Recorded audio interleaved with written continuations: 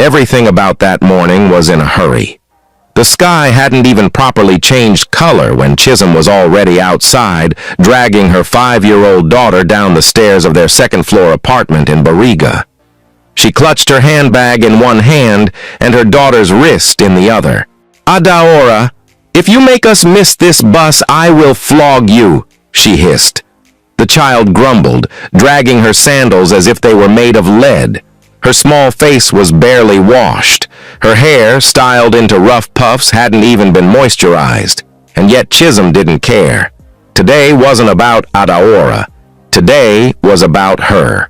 Her phone buzzed again. Reminder, interview, 9 a.m., Lekki Phase 1. She was already sweating. She had barely slept. She had spent the night pressing her navy blue skirt suit, practicing her answers, picturing herself walking confidently into the interview panel and charming them into giving her the biggest opportunity of her life. A managerial role, company benefits. It wasn't just a job. It was a lifeline. They got to the main road and found a long commercial bus parked and almost full. Chisholm clutched Adaora's hand and rushed forward. VI, Lekki Phase 1, CMS, last 2, the conductor shouted. "Wait, we're coming!" Chisholm yelled as she climbed in, pulling Adaora behind her. The inside of the bus smelled of morning breath, fabric softener, and tired ambition. Office workers in crisp shirts and women in smart gowns sat quietly, some already dozing, others listening to radio with earphones. There were only 2 seats left, in the middle row, directly behind a heavily pregnant woman dressed in a fitted green maternity gown and low-heeled shoes. The woman sat with quiet poise, her brown leather bag on her lap, her scarf neatly draped over her shoulder. Her eyes were soft, calm. Her belly pushed gently against the backrest as she breathed slowly, one hand resting protectively over it. Chisholm didn't notice her. She was too busy adjusting her skirt and settling into the seat. Adaora sat beside her, and from that moment, the drama began. At first, it was subtle. Adaora crossed her legs on the chair, then she uncrossed them. Then she bent and kicked lightly at the seat in front of her. Tap, then tap, tap, then thump. The pregnant woman shifted slightly. Tap, tap, tap. She turned her head just a little and smiled. "Hi, sweetheart," she said softly. "Please stop kicking my chair, okay?" The little girl looked at her blankly, then kicked again. "Will you behave?" Chisholm muttered lazily without looking up. The woman didn't say anything more. She turned back around, inhaled deeply, and exhaled slowly. The bus continued crawling through Obalenda traffic. The heat began to rise. Sweat beaded on the driver's neck. The sun was just beginning to show its face. Tap, tap, kick. Adaora was humming loudly now. Then she began drumming her fingers on the metal rail of the chair in front of her.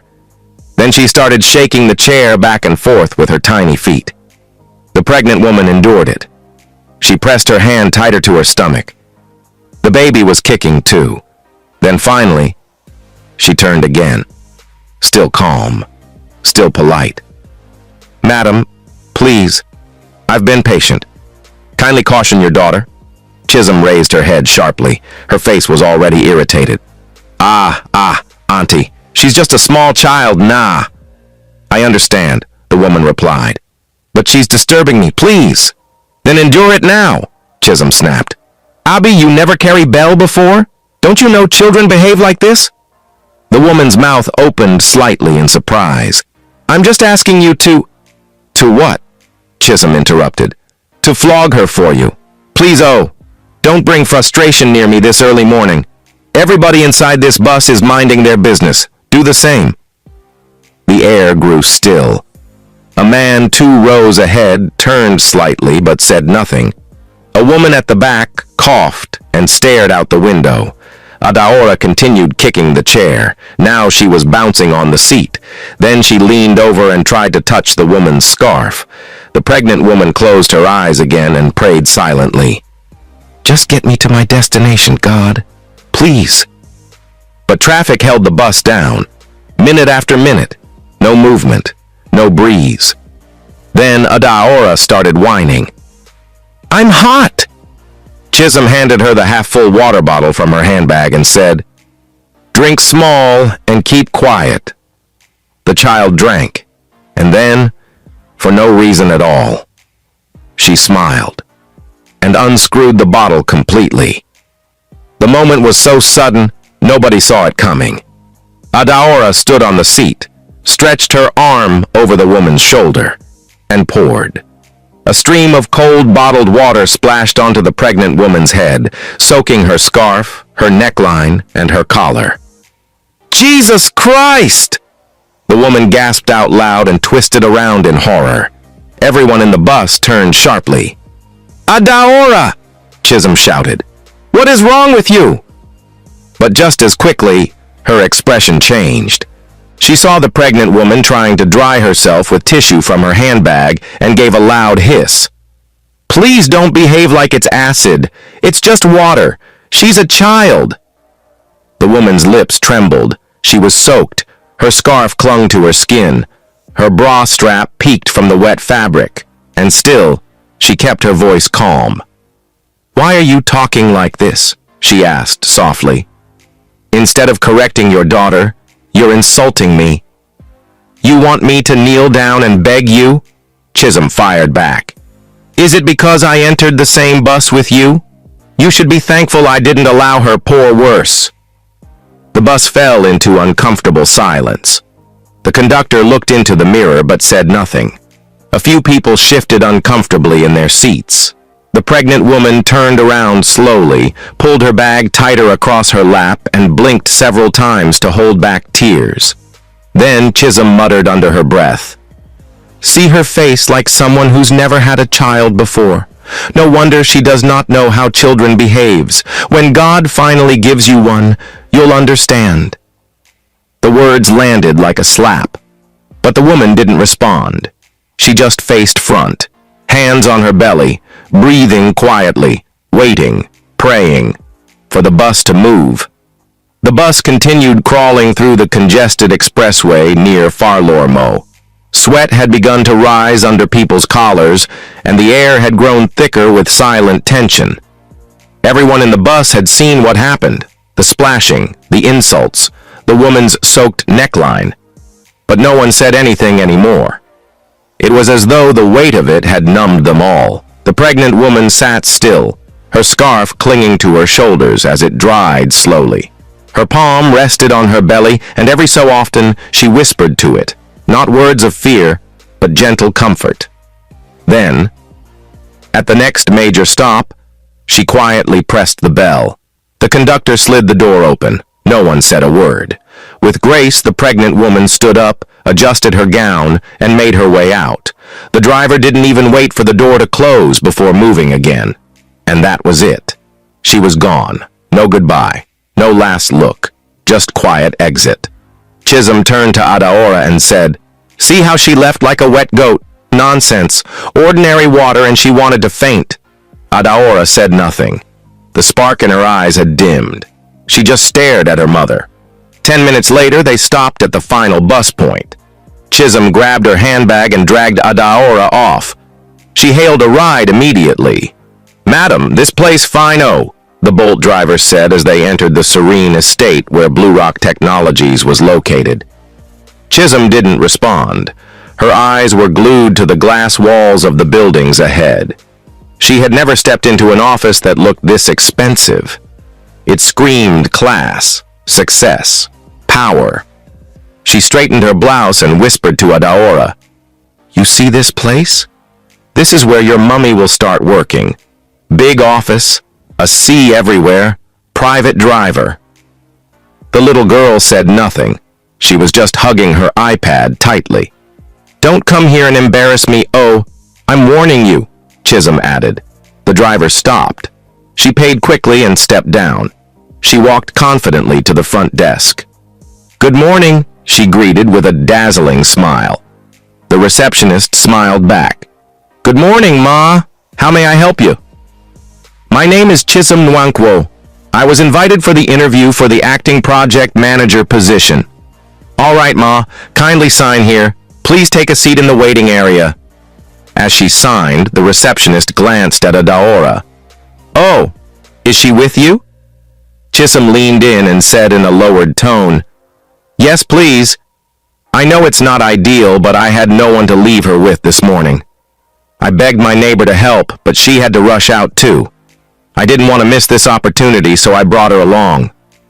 The receptionist nodded gently. It's okay, Ma. Just make sure she stays seated quietly. Thank you so much, Chisholm said sweetly. She took Adaora by the hand and walked into the glass-paneled waiting lounge. She froze. There she was, sitting in a corner, calm and dignified, dressed in dry clothes and wearing a soft smile, the pregnant woman from the bus. Chisholm's mouth hung open slightly. Her heel even stumbled on the tile for a split second. She stared, blinking, processing. But the woman didn't look at her. She was focused on something on her phone. Chisholm straightened up immediately. Her shock flipped into irritation. What is she doing here? She muttered under her breath.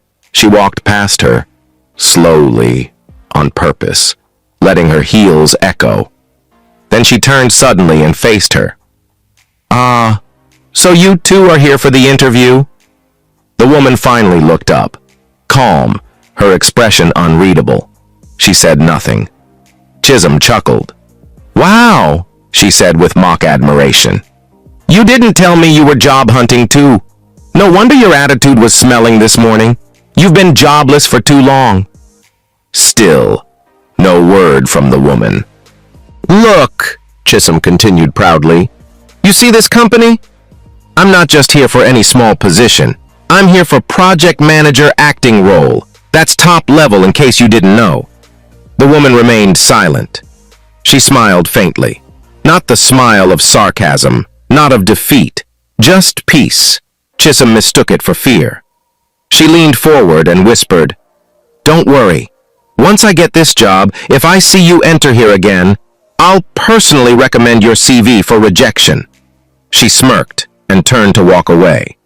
Adaora followed slowly, sitting beside her mother again. Can you believe that useless woman is here too? Chisholm whispered to her daughter. Don't mind her. She came to beg for small post, but I will scatter her plans today. The receptionist returned. Please, we'll soon begin. One of the senior staff members will call you in shortly. Chisholm nodded. No problem. But she couldn't stop glancing at the woman. Useless, wet rag, she muttered. God will shame you today. While they sat waiting, a man in a blue suit stepped into the lounge. Good morning. Kindly note that you'll be interviewed one after the other. The internal team is trying to finalize the interview schedule. Please bear with us. One applicant raised her hand. Sir, please, how many stages is the interview? The man smiled. Just one panel, but there are internal observations as well. We're hiring someone who may be acting head for a few months, possibly longer, depending on performance. Chisholm's ears perked. Acting head, longer term? They didn't say this in the email. Her heart soared. So this isn't just temporary. If I impress them, I could remain in charge permanently. She looked around at the other. Only 5 of them in total. She smiled. This is my chance. This is it. She turned to Adaora and whispered, Behave. Mummy's about to become madam. Adaora nodded faintly. The door behind the glass opened. A staff member leaned in. Can we have Miss Chisom Nwankwo, please? She sprang to her feet, adjusted her jacket, picked her file. As she walked forward, she turned to the pregnant woman and said with a proud smirk, Don't bother waiting too long.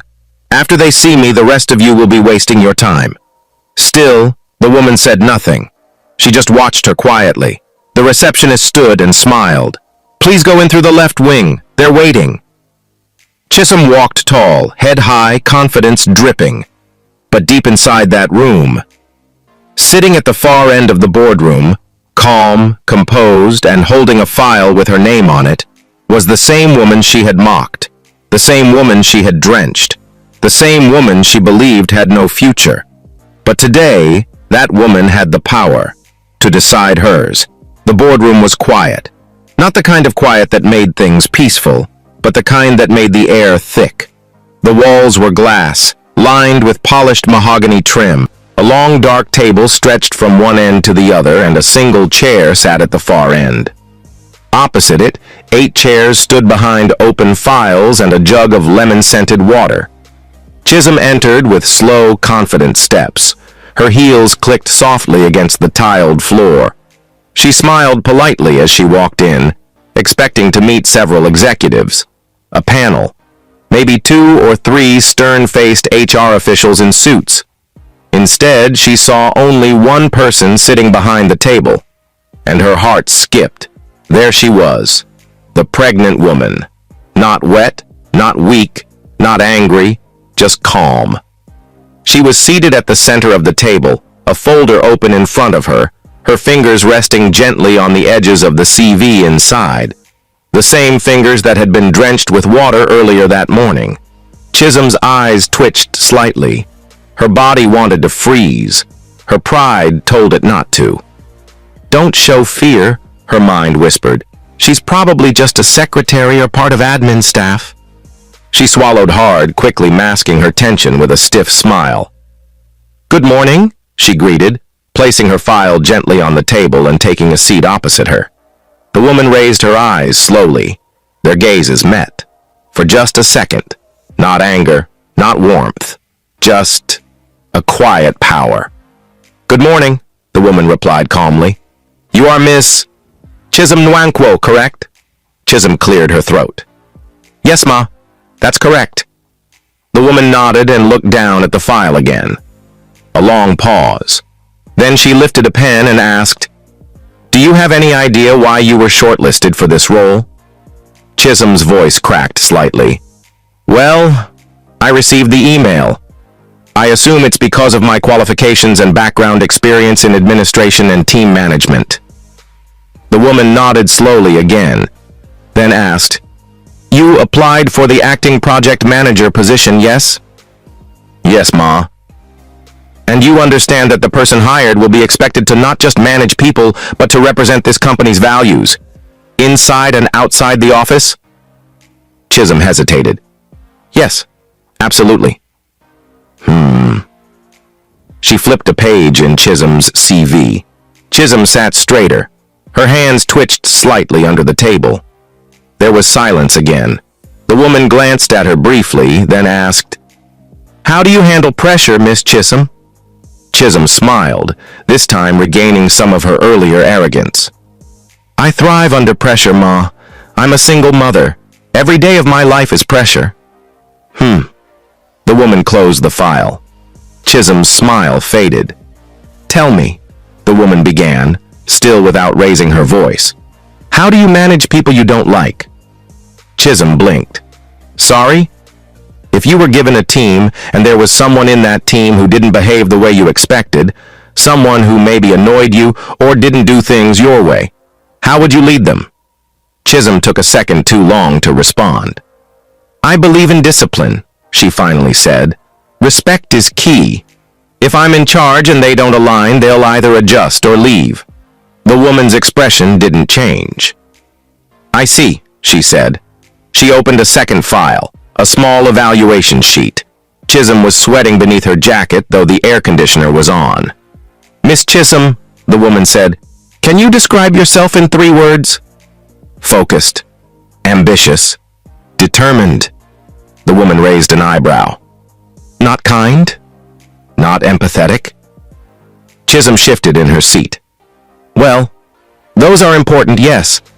But in business, I believe execution matters more." The woman wrote something on the sheet. Then she set her pen down.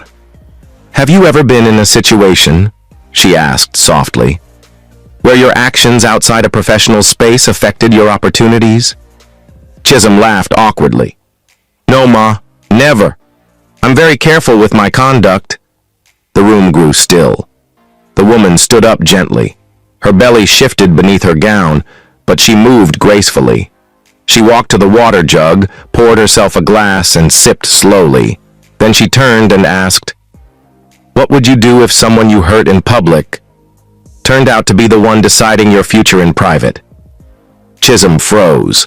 Her throat dried instantly. I don't understand, Ma. The woman didn't repeat herself. She just smiled faintly and said, I'll be back. Please wait here. And with that, she stepped out of the room, closing the door behind her. Chisholm sat there, hands trembling slightly now. Her mind raced. The words echoed. What would you do if someone you hurt in public turned out to be the one deciding your future? Her chest began to thump. Could it be? No. No, she's just HR. Just one of the panel. She can't be that important, right? 15 minutes passed. The door opened again. But this time, 2 women entered. One was the pregnant woman, still calm. The second was an older lady in a blue suit, with glasses and a pad in hand. Miss Chisholm, the older woman said, we're doing a character evaluation across all shortlisted candidates. The first part was general. The second will be based on integrity and behavioral scenarios. Chisholm nodded slowly. Yes, Ma. The pregnant woman took her seat again, still without acknowledging anything personal. The older woman sat beside her and opened her notes. We'll begin. Chisholm took a deep breath. The pregnant woman remained silent for a while. Then she spoke. If someone publicly disrespected you, would you still be able to work with them professionally, Miss Chisholm? Chisholm swallowed. I believe professionalism means not mixing personal feelings with work. Are you sure? The older woman asked.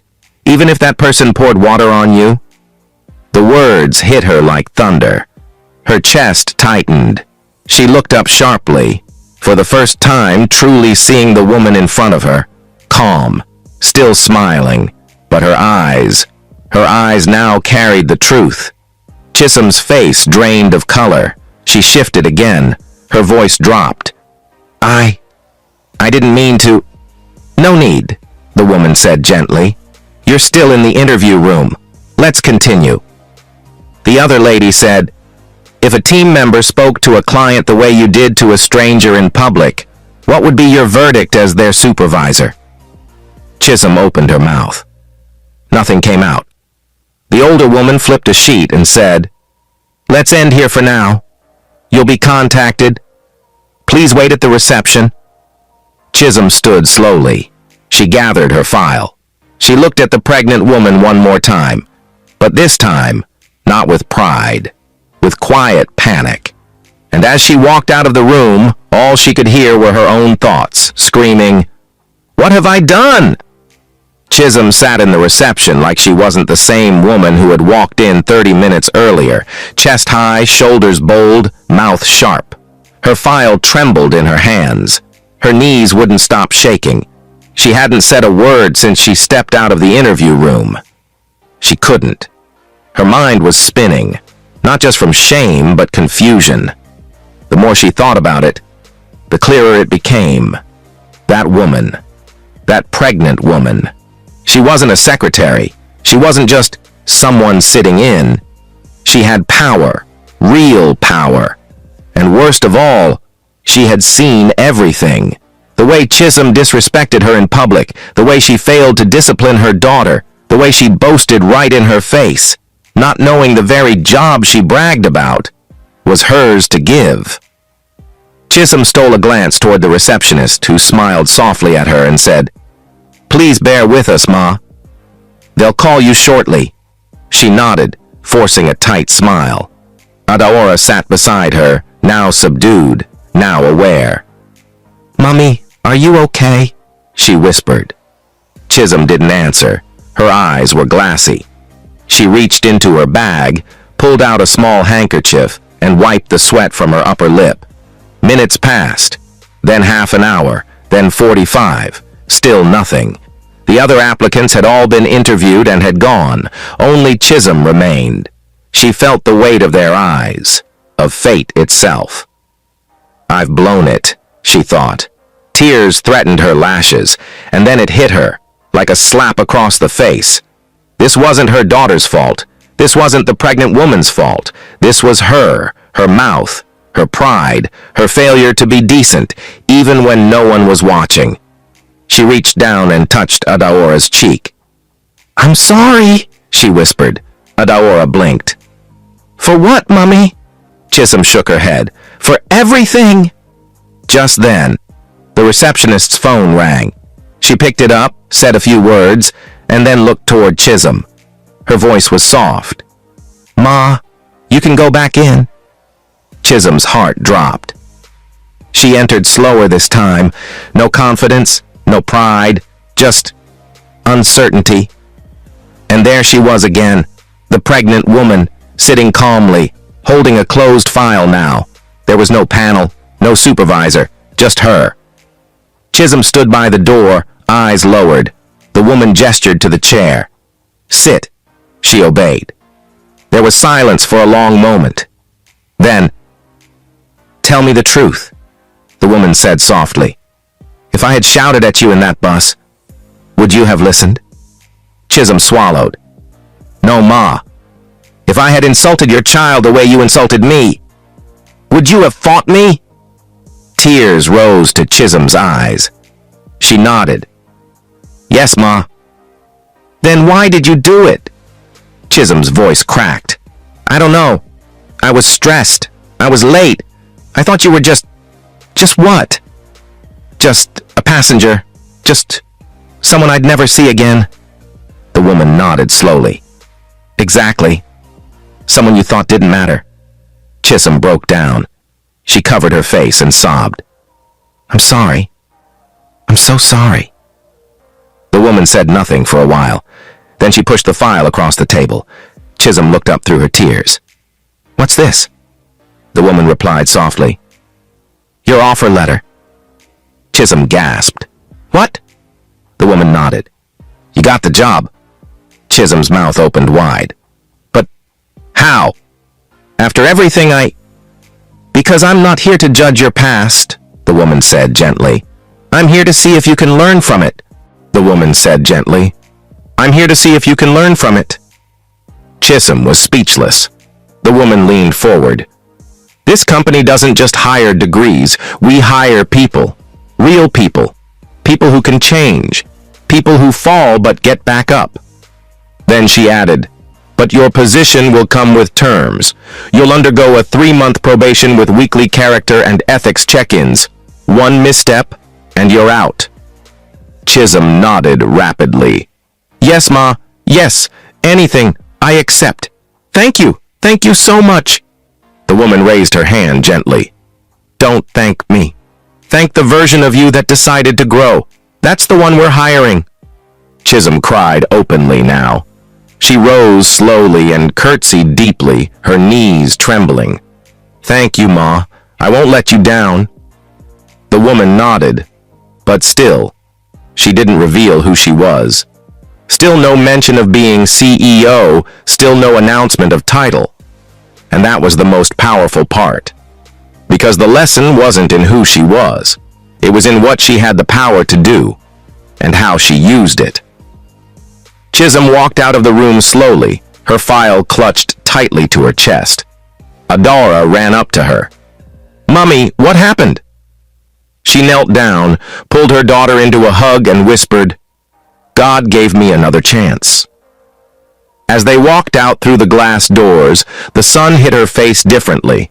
Not the glare of shame, but the warmth of grace. The receptionist smiled as they passed. Chisholm stopped and turned back to look at the building. And there, on the inner wall behind the reception, she noticed something she hadn't seen earlier, a glass plaque with a name. Mrs. Amara Okizi, founder and CEO. Her knees buckled, her heart raced. It was her, all along. It was her. She held her daughter tighter, tears spilling again, but this time not from shame, from awe. And that was the moment the story changed. Not because Chisholm got the job, but because for the first time in her life, she understood what grace really looked like. 3 weeks had passed. Chisholm had adjusted into her new life like a chameleon finding its perfect color. She arrived early. She stayed late. She answered emails with military precision and spoke to clients with a smooth confidence that even shocked herself. The office buzzed with whispers. She's different, oh. Isn't that the woman with the child? I thought they wouldn't hire her. She's the acting head now. Chisholm didn't care for their whispers. Not anymore. She had become a symbol, not just of survival, but of unexpected favor. Each morning she walked into the glass building with Adaora by her side, always neatly dressed for creche at the in-house childcare unit the company offered. Yes, the same company she once entered dripping with arrogance now felt like a home she wanted to protect. Mrs. Amara Okazi, the CEO, had left quietly on a Friday evening with a brief smile and one message. Hold the fort. I'll be back soon. She had left no farewell party, no grand exit, just trust. And a file titled Transition Blueprint 12-Week Delegation Plan with Chisholm's name on every page. But as the woman left for her maternity leave, another person watched from the shadows. Mr. Desmond Ife, head of corporate strategy, a man who had been eyeing Amara's position for 2 years. He smiled as the doors closed behind her. 12 weeks is long enough, he thought, and he had a new plan. It began with kindness. Desmond started small, lunch invites, polite smiles in meetings, helping Chisholm unlock parts of the software system she hadn't mastered. You're sharp, he said one afternoon. You're learning faster than expected. Thank you, sir, or call me Desmond. He started stopping by her office more often, asking questions, praising her work, until one Thursday he entered and closed the door. Let's talk real business, Chisholm raised a brow. Okay? He sat and leaned forward. Chisholm, you know why Amara left you in charge, right? She said I showed potential, that I could be trusted. Desmond smirked. She left because she thought you'd play safe, hold the fort. But let me ask you this. Do you really want to be just a temporary fill-in? Chisholm was quiet. Desmond slid a document across the table. I have a proposal. New investors are coming. People who want change. If you back me up on a few internal realignments, we could restructure this place. And you could be more than acting head. You could be the face of a new era. Chisholm stared at the paper.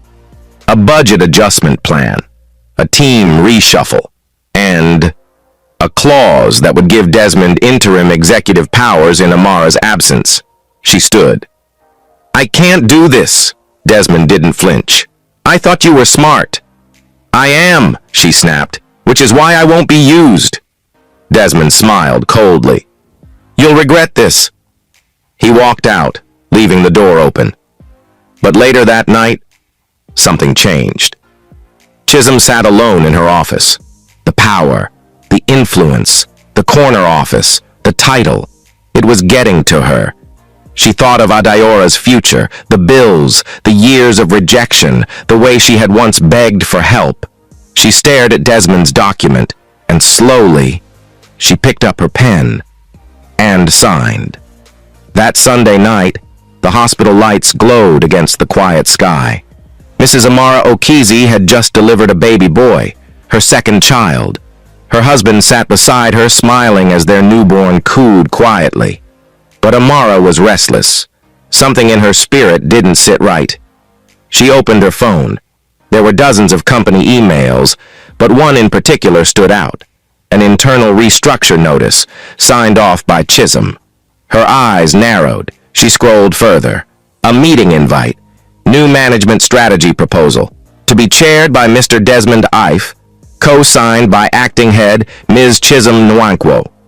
Her hands trembled slightly. She dialed HR. Don't say anything yet, she said. Just forward me every document Chisholm has signed in the last 5 days. 2 hours later, she sat up slowly in her hospital bed, papers spread in front of her like a courtroom trial. Then, her phone rang. It was Chisholm. She answered, but said nothing. Ma, Chisholm's voice cracked. Amara waited. I need to confess. There was a pause. I made a mistake. Desmond came to me. He showed me plans. At first I refused, but something in me, Something old, something I thought I had buried. Wanted more. Her voice broke. I signed his document. I almost helped him push you out. But I didn't send it forward. I stopped it. I tore the hard copy and sent a report to legal this morning. Amara still said nothing. Chisholm wept now. I wanted to prove I had changed, but the truth is, I almost didn't. I nearly became the woman you first met on that bus. I'm so sorry. Finally, Amara spoke. Why did you stop yourself? Because I saw your son's birth announcement, Chisholm whispered. I saw it online, and I realized you trusted me while you were giving life, and I was planning betrayal. Silence again. Then Amara said, You failed the test, but you passed the lesson. Chisholm sobbed harder. Will I be fired? No, Amara said calmly. You'll be watched, but not fired. Then she added, Because redemption doesn't mean you'll never be tempted. It means that when you are, and you fall, you're strong enough to rise again. And with that, she hung up. Chisholm dropped to the floor of her office, still weeping. But this time, the tears weren't of fear. They were tears of growth, of war won inside, and of a loyalty forged not from perfection, but from humility. The buzz started slowly. Is it true? She's back? Already? But she just gave birth. By 10:08 a.m. on a Monday morning, the news had spread across the office like Harmattan wind across dry leaves. Mrs. Amara Okizi was in the building. No announcement, no welcome party, no press release. Just her. She walked into the glass building dressed in a cream-colored flowing caftan, light makeup on her glowing skin, and her wedding ring resting gently on the hand that held a slim file. Her hair was packed in a neat bun, and her steps were slow but firm, the kind of firm that only women who had fought private battles and won could command. The entire lobby paused. Even the elevator lights seemed to slow. Staff members greeted her with a nervous, "Welcome, Ma." Some bowed. Some smiled awkwardly. She nodded at everyone, but said very little. By 10:20 a.m., she had entered the executive boardroom and summoned 3 people. HR Director Legal Officer Chisholm's heart was already pounding before she got the email. Please report to Boardroom A immediately. Bring nothing. Just yourself. She swallowed hard, wiped her palms, and stood. Don't forget what you've learned, she whispered to herself. Even if this is the end with honor. When she entered the boardroom, Amara was seated at the head. Sit, she said. Chisholm obeyed. She didn't make eye contact. The HR director cleared her throat. We're here to address an internal security breach involving unauthorized restructuring proposals and executive manipulation. A staff member has provided a signed document and a formal confession. The legal officer opened the file. Amara raised a hand gently. There's no need for a long process, she said. She turned to Chisholm. Did you sign it? Chisholm nodded slowly. Yes. Did you forward it? No. Why? Because I saw who I was becoming, and I hated it. The room was still. The HR director stared at her. The legal officer nodded, as though already expecting the answer. Then Amara asked, Where is Desmond? The door opened. 2 security men stepped aside, and Desmond was brought in. Stiff, proud, defiant. He stood before the table like a man who still believed the war wasn't over. I don't know what you've been told, but... You're fired, Amara said, softly. Silence. Desmond's mouth dropped. What? You're being investigated. HR will hand you your termination file. You can leave now. Security stepped forward. He turned to Chisholm. You little...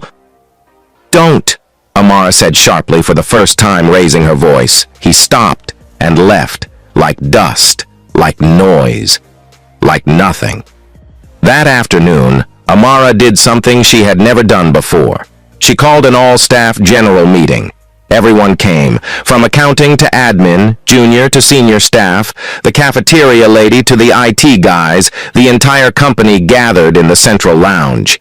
At exactly 1 p.m., Amara stepped onto the makeshift platform in the center. She held no microphone. She didn't need one. She simply raised a hand, and the room fell silent.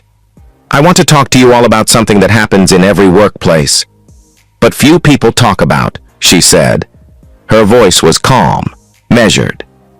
Temptation, pressure, the desire to climb, even if it means climbing on someone else's back. Murmurs. Then stillness. She continued. I chose someone to act on my behalf while I was away, not because she was perfect, but because she was real. A woman I met in a moment of madness, a moment where her worst self showed, and yet I saw something else in her. She turned and looked at Chisholm, who stood to the side, head bowed. I chose her, and I was right to. The crowd gasped softly. She smiled. She was tempted, heavily. She even signed, but she didn't execute. She walked away, and she came clean. Silence, and then clapping. One person started, then another, then the entire office. Amara raised her hand again. I want you all to know something. We're not hiring perfect people. We're building people who want to become better. Chisom Nwankwo is no longer acting head. She is now the official head of Internal Project Management Thunder. Cheering. Chisholm burst into tears and covered her face. It was done. That evening, the office was calm. Chisholm stood by the large window of her new office overlooking the Lagos skyline. A knock. She turned. It was Amara, carrying her baby. I brought a visitor, she said with a warm smile. Chisholm chuckled tearfully. He's beautiful, Ma. Amara looked at her for a long moment, then said, The same child you thought I didn't have is now the reason you have a future. Chisholm covered her mouth, tears falling again.